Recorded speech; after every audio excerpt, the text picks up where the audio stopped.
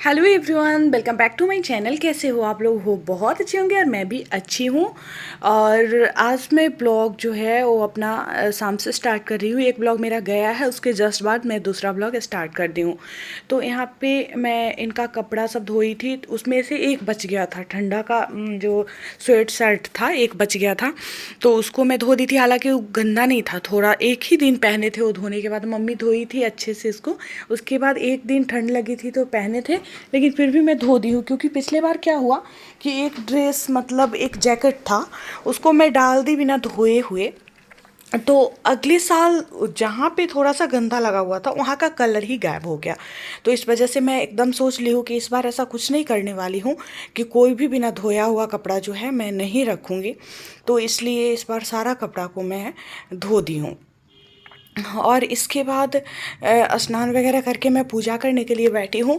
तो यहाँ मैं साईं कष्ट निवारण मंत्र होता है उसका डेली मैं जाप करती हूँ। जब तक नहीं करूँगी जाप तब तक मेरा मन जो है नहीं लगते रहता है। ऐसा होता है ना कि इसके जाप के बाद मन मेरा अंदर से एकदम शांत रहता है। तो वही मैं कर रही हूँ।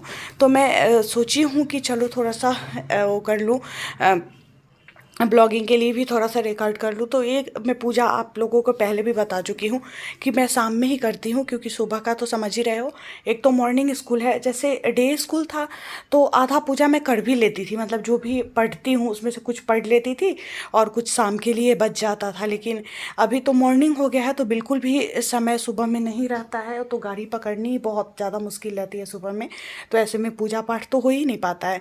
तो शाम को ही करती हूँ, शाम को करती हूँ तो बहुत मन से पूरा समय दे के भगवान को पूरा समय देती हूँ। बहुत अच्छा फील होता है जब ईश्वर को आप समय देते हो, तो फिर अंदर से एक पॉजिटिव चीज़ जो है वो आपके अंदर रहती है और मन आपका एकदम खुश रहता है साईं राम, धीरे धीरे धीरज ही खोता है साईं राम, मन में वशा विश्वास।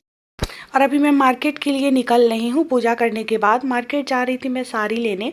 साड़ी मैं लेने जा रही हूँ, जनेऊ है इनके गांव में, मतलब मेरे ससुराल में एक दादी लगती है शायद, इनकी दादाजी, उनके बेटा का जनेऊ है। तो उसमें ले जाने के लिए साड़ी लेना था, वही लेने मैं जा रही हूँ। तो यहाँ पे मैं आ चुकी हूँ दुकान में। तो यहाँ पे चंदेरी में साड़ी देख रही थी, तो साड़ी बहुत काफ़ी सुंदर सुंदर दिखा रहा था, लेकिन इस पे कलर ये देख रहा था कि पीला या लाल हो, क्योंकि जनेऊ ये सब मतलब कोई भी आपके यहाँ शुभ कार्य होता है तो उसमें लाल पीला को ही ध्यान में रख के लोग साड़ी खरीदते हैं या कोई भी कपड़ा खरीदते हैं कि लाल पीला हो तो ज़्यादा सही है। तो ये वाली जो साड़ी अभी देख रहे हो आप लोग, येलो वाला, ये भी बहुत सुंदर लग रहा था। लास्ट में एक ऑरेंज टाइप का साड़ी था, वो मैं सेलेक्ट करी और वही वाला ले ली। ये भी सुंदर लग रहा था, लेकिन यही था कि इस पे जो ये वो चिपकाया हुआ था। तो मेरे हस्बैंड का कहना था पता नहीं ये निकल जाएगा, कहीं निकल जाता बाद में, वो अलग से वो चिपकाया हुआ था। हालांकि वो उस समय हम निकालने पे नहीं निकल रहा था, लेकिन कहीं धीरे धीरे बाद में कुछ दिनों के बाद निकल जाता। तो इसलिए उसको मैं नहीं ली और दूसरा एक ऑरेंज कलर का था वो सेलेक्ट कर। हेलो, अभी मैं आई हूँ मार्केट से। मैं मार्केट गई थी, मार्केट में लेना था साड़ी, साड़ी लेने के लिए मैं गई थी। तो साड़ी लेकर मैं आ गई हूँ, दिखाती हूँ आप लोगों को, दिखाऊंगी थोड़ी देर में। तो मैं उस समय भी मतलब मार्केट जाने से पहले कैमरा उठाई थी कि आप लोगों से बातें करूँ, लेकिन तभी मेरे हस्बैंड आ गए हैं, वो नहीं थे। तो मैं कैमरा उठाई थी कि बात करती हूँ आप लोगों से, लेकिन वो आ गए हैं। उस समय क्या हुआ है कि फ़ोन में बैटरी भी नहीं था, तो जिसकी वजह से मैं सोची हूँ कि 5 मिनट लगा देती हूँ चार्ज पे, उसके बाद बात करूँगी। तो ये आ गए हैं तो इनसे बात करने लगी हूँ। इसके बाद फिर मार्केट चली गई हूँ, तो मार्केट से आई हूँ। तो अभी खाना बनाना बाकी था, तो मैं जो खिचड़ी और चोखा यही बनाने वाली हूँ। आज शनिवार भी है। तो मैं क्या की हूँ, अरे एक सेकेंड।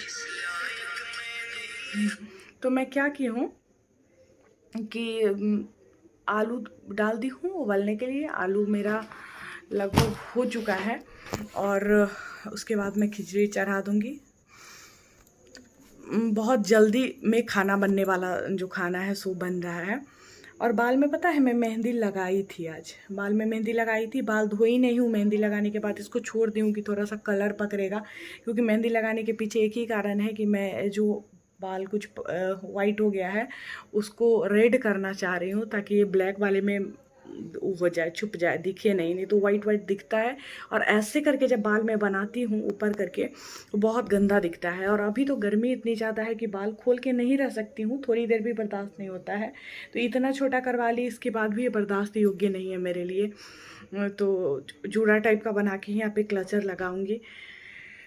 ऐसे रहता है तो पूरा वाइट वाइट दिखता है, वैसे खुला हुआ रहता है तो ढक जाता है वाइट वाला, तो इसलिए मैं मेहंदी लगाई हूँ। बुखार भी था फिर भी लगा ली हूँ। मैं बोली भी थी शायद सुबह में आप लोगों को कि बुखार रहेगा तो भी मैं लगाऊंगी, और फिर कल भी लगाऊंगी। कल के लिए भी अभी बच गया है, ज़्यादा तो लगाती नहीं हूँ पीछे तक, बस इतना ही दूर लगाती हूँ, तो कम मेहंदी से भी काम चल जाता है। और मेहंदी पत्ता वाला ही लगाती हूँ, क्योंकि ये जो पैकेट वाला मेहंदी होता है उससे भी सुनती हूँ कि वो नुकसान करता है, पता नहीं उसमें केमिकल मिक्स रहता होगा, तो इस वजह से वो भी नुकसान करता है। तो साड़ी मैं दिखा दूँ आप लोगों को। आज पता है बहुत ज़्यादा काम हुआ है मेरे घर का, इतना ज़्यादा काम हुआ है, इसके पीछे एक ही कारण है कि आज मेरे हस्बैंड भी हेल्प कर दिए हैं, बहुत ज़्यादा हेल्प किए हैं आज। और उनका जो जब हेल्प मिल जाता है ना तो काम बहुत आसान हो जाता है। कहते हैं ना कि सही में कि अगर पार्टनर का साथ हो तो कोई भी काम आसानी से हो जाता है। तो बहुत आसानी से आज काम हुआ है। वो अपना काम ही किए हैं, अपना ही कपड़ा सब धो लिए हैं, अपना जूता साफ़ कर लिया, अपना हेलमेट, मतलब जो मैं करती सो हस्बैंड कर लिए हैं। तो उसकी वजह से मुझे सिर्फ अपना करना पड़ा है, घर का करना पड़ा है, तो जल्दी से हो गया है। लेकिन और दिन उनको फुर्सत ही नहीं रहती है, तो कर नहीं पाते हैं, चाह के भी नहीं कर पाते। पहले कर देते थे जब उनके पास टाइम हुआ करता था तो कर देते थे, तो अब मैं भी समझती हूँ कि उनके पास टाइम नहीं रहता है तो बेचारे क्या करें।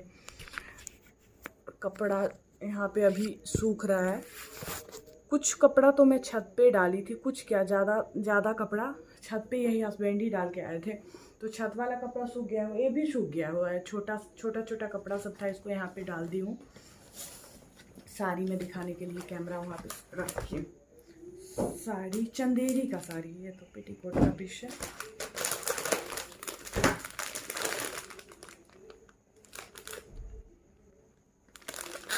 बहुत सुंदर साड़ी है, इसका थोड़ा सा निकाल के मैं दिखाती हूँ, पूरा तो नहीं खोलूँगी क्योंकि ये देने के लिए है, इसलिए पूरा नहीं खोलूँगी। इसका पल्लू जो है ना इस कलर का है, मैरून कलर का है, बहुत प्यारा साड़ी है, चंदेरी है, चंदेरी इसका जो फैब्रिक है वो चंदेरी है। और इस तरह से लगा हुआ है पूरा आंचल में। इस तरह का साड़ी मुझे ना बहुत ज़्यादा पसंद है, बहुत ज़्यादा। मेरे पास भी है ग्रीन कलर का इस तरह का, अभी उसका ब्लाउज नहीं बनवाई थी, मतलब कुछ भी नहीं करवाई हूँ उसका, तो जब बनेगा उसके बाद कभी पहनूंगी। साड़ी तो मैं समझती हूँ कि हम लोगों के लिए, जितने भी जॉब वाले लोग हैं उनके लिए बेकार ही हो जाता है, क्योंकि इतनी भाग दौड़ रहती है कि सुबह में साड़ी पहनना तो बहुत मुश्किल है। और मैं तो पहन भी लेती हूँ तो चलने में मुझे इतनी परेशानी होती है, जबकि साड़ी मुझे बहुत ज़्यादा पसंद है, मैं चाहती हूँ कि मैं पहनूँ, लेकिन चलने में बहुत ज़्यादा परेशानी मुझे होती है, जिस वजह से मैं पहनती नहीं हूँ।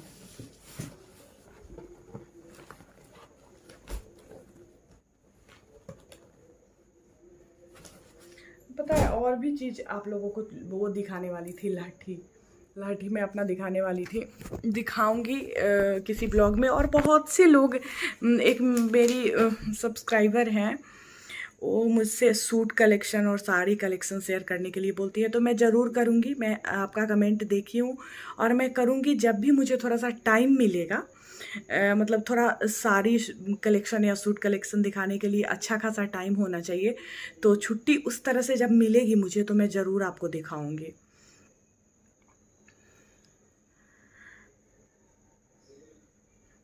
श्रद्धा इनका नाम है, ये बोली है दिखाने के लिए। और एक और इनका क्वेश्चन है कि दी आप किसी का ब्लॉग आप भी देखते होइएगा, देखती है या नहीं? मैं देखती हूँ, बहुत सारे लोगों का ब्लॉग मैं देखती हूँ, और मुझे तो लत लगी हुई है ब्लॉग देखने की।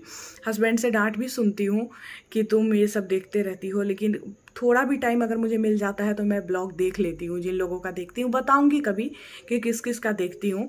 और फिर ये पूछ रही है कि आपने भी किसी का ब्लॉग देखकर ही फिर ब्लॉगिंग का सोचा होगा। तो हाँ, मतलब ऐसा तो होता ही है कि ब्लॉगिंग का किसी को देखकर ही मैं मुझे याद नहीं है कि किसको देखकर मुझे आइडिया आया था। मैं बताती हूँ, पहली बार जब मैं किसी का ब्लॉग देख रही थी, मेरे शादी के बाद की बात है, तो मैं देख रही थी कि वो खाना बना रही है, कपड़ा धो रही है, कपड़ा फैला रही है। तो मैं सोच रही थी पागल है क्या, ऐसे ही सोच रही थी, ये पागल है क्या, क्या दिखा रही है, मतलब कुछ भी दिखाएगी, ऐसा मैं सोची थी। और अपने हस्बैंड को दिखाने गई थी कि ऐसी देखिए ना क्या दिखा रही है, ये कुछ भी दिखा रही है, खाना बना रही है, कपड़ा फैला रही है, बच्चे को खिला रही है, वही दिखा रही है। किसका मैं देखी थी वो मुझे याद नहीं है, मैं नाम नहीं बता पाऊंगी, मुझे याद नहीं है, लेकिन मुझे बड़ा आश्चर्य हुआ था कि ये क्या दिखा रही है। और धीरे धीरे उसके बाद बहुत सारे लोगों का ब्लॉग आने लगा, बहुत सारा ब्लॉग मुझे दिखने लगा। उसके बाद मुझे समझ में आया कि अच्छा, ये भी शेयर किया जाता है, जो अपना लाइफ होता है उसको लोग शेयर करते हैं यूट्यूब पे।